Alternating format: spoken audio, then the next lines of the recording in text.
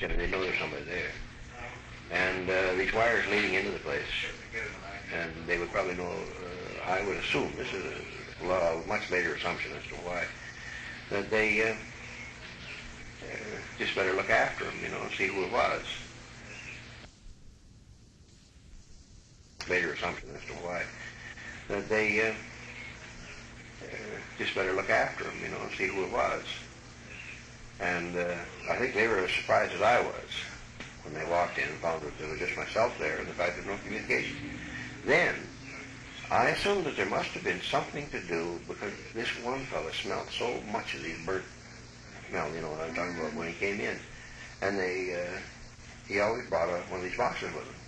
And I assumed they either had a fire in the control room, and that these were the spare parts that they were fixing, to resetting.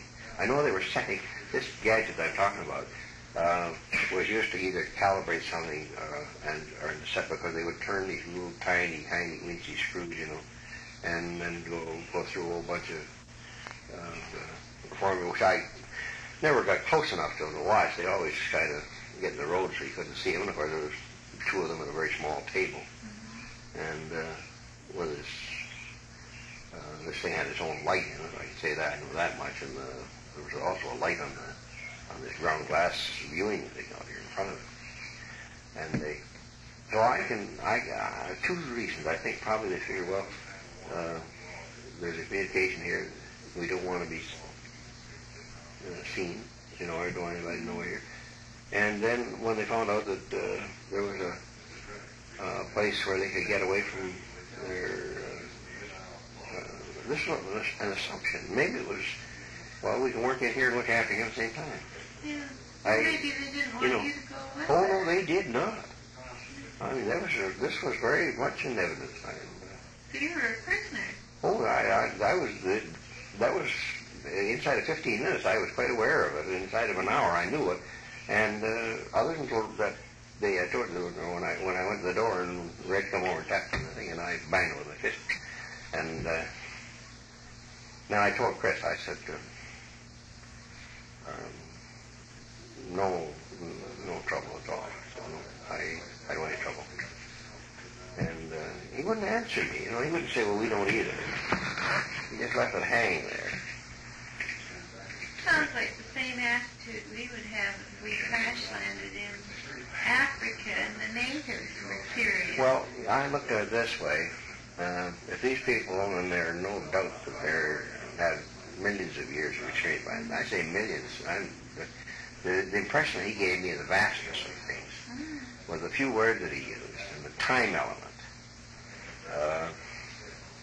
The time to him was the time that he lived, the time from here to here, you see, it was distance.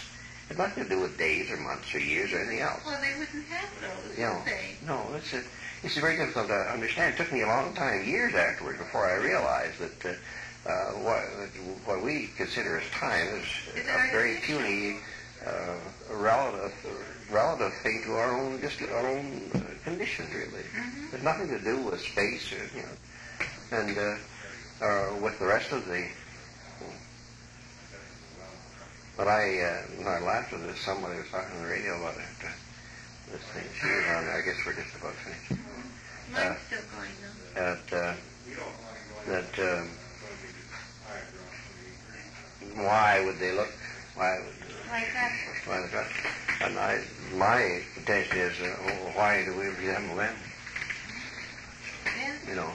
Because obviously they have the intelligence, the superior intelligence. Could we be distant remnants of some of them that came to the planet a long time one of the ago? things that I just don't understand, I've puzzled over this many times. If they are in charge and are the leading scientists in the world, how come they look like us and not like these people? This is are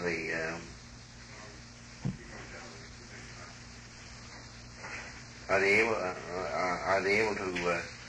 I often wondered whether they were able to affect a change in the appearance. This is being suggest that they but can take I mean, this is just wondering on my part because there's nothing, there never anything except that he did say very forcibly, you know, I mean, this was very hard word, where he used the words very strongly when he mentioned, say the word, that there were many, and he, of course when he circled this area, well, it meant the whole of, I say the whole North American continent practically, and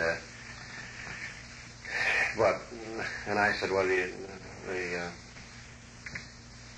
I was trying to get some politics. Politics meant nothing to him at all.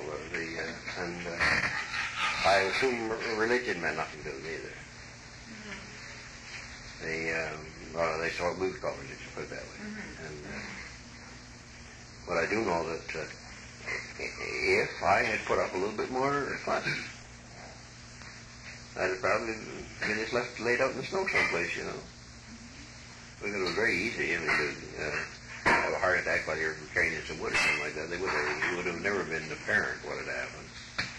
So, and I know this one chief wouldn't have waited a split second at any time. There was no question about that in my mind at all. Their attitude was almost then what we would have if an animal was bothering us in our That's right. But the funny thing about it, they didn't like dogs, and the dog had an attitude. They never had either Indian or white people. And as I say, he wouldn't eat out of that dish. Ever. After. And that food laid there to the chickens till the whiskey jacks cleaned it up. They didn't bother them any. And he wouldn't touch it. And I tried several times carrying out stuff, and he'd look up at me, you know, and he'd look at me. The dog and I were that's very, you do with an animal like that, got very close and always talk to him, you know. And he just turn around and walk away, and if that's all I'm going to get, I might as well leave home sort of attitude. But I can't think of any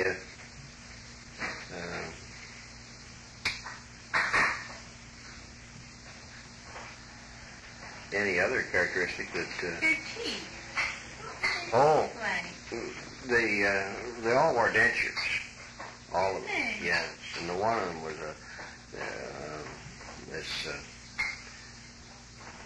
I believe, I hate to guess at this, but I believe red-headed gold filly. Right here. It looked slashed a bit, but mind you, they're thinner lipped. These people were lean, and I mean lean. There wasn't an ounce of fare on them. And they fellow with the bad ears, the fellow I told you, the mostly ears, he looked like, his teeth are gray. They looked like a steel, or like a, no, that's right. And the odd thing about it, with this peculiar shape, I expected that they'd chew differently, but they didn't. Of course, they were nibbling all the time. They chewed this with the stuff with their tongue in there. But they all had dentures, you know. They came loose. Yeah, oh yeah. As a matter of fact, one of them, I think, they boiled him. I know he had something doing on the top of the stove there one day, and I think it was his teeth. I couldn't get close enough to see, but they had a lot of fun with this. One thing about it, when I go to sleep and I wake up, the stoves are full, you know. I was afraid they'd burn the house down. They seemed to get a big kick out of putting wood in the kitchen stove. And they'd pull the lid back and look, you know. It was rusty, and that's all they felt like they're supposed to. They were, in a sense, I said, looked in their 50s, around 50. But they acted more like kids, and I suppose they probably were that much junior to the others. And this wrinkled fella, he looked to be around 100, you know, in our looks. Red was hard to tell. You feel these experiences you've had since were due to these people?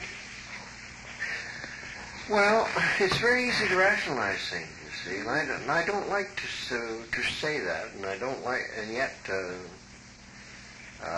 at one time I had a terrific visual impression of where they came from.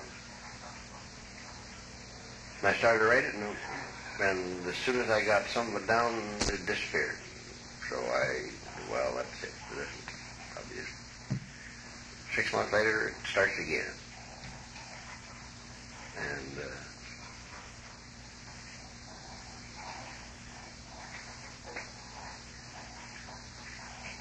but I've had things happen that well, it's like you took this is just a paraphrase of saying, you took 4 people who you could bet your bottom dollar on, and they all said that such a thing would come to pass, that this would happen. And it would be within you'd think it would be within their power to do it, and the exact opposite would turn out. And it was very difficult in several cases. There's nothing to do with people. This is to do it with things. But I mean, this is a dead cinch, you'd say, that are almost impossible to change. Like a train going down a single track, and all of a sudden it's going the other way, almost as bad as that. And yet every time, this is what I say, it's easy to rationalize afterward, this. So I try not to. And say, well, it's just the way things went, and that's all there's to it. But the time this visualization of this was so real at one time that, as I say, I started to write it down. There were even names involved in it. And yet, as soon as I get a very old 3 or 4 pages done, it would disappear. And this happened about 3 times. So what am I going to do? It's no good unless I write it, unless I get it down somewhere. What about tapes? Well, the odd thing about it is this is one of the things that bothered me when I was coming over here today. Wasn't one of those guys around yet, you see. Well, he shut me up in the middle of it or something. My memory go or something. Because my memory just bothered me quite a bit. And not so much things back a little bit, but I could be talking about something here, and I would say something, and maybe tomorrow you'd say, well, you said so-and-so yesterday. Oh, I didn't. Never mind, we all have that problem. Well, mine is acute, and I've learned over the years that if it's a good, sensible person, I think it said that I said it. Well, that's right, I did. There's no use arguing about it, but I don't have any recollection whatsoever. But that has nothing to do with this at all. But anyway, to get back to this, it struck me that if these visual things are any good, and now that it's funny, if things are late and getting late, you think you like to do it all over again and do it a little differently, and somewhere or another you just can't seem to get started at it. But I wish that I had brains enough to allow myself to go in earlier years to be receptive to sort of things. I'm going to tell you one. You set it up.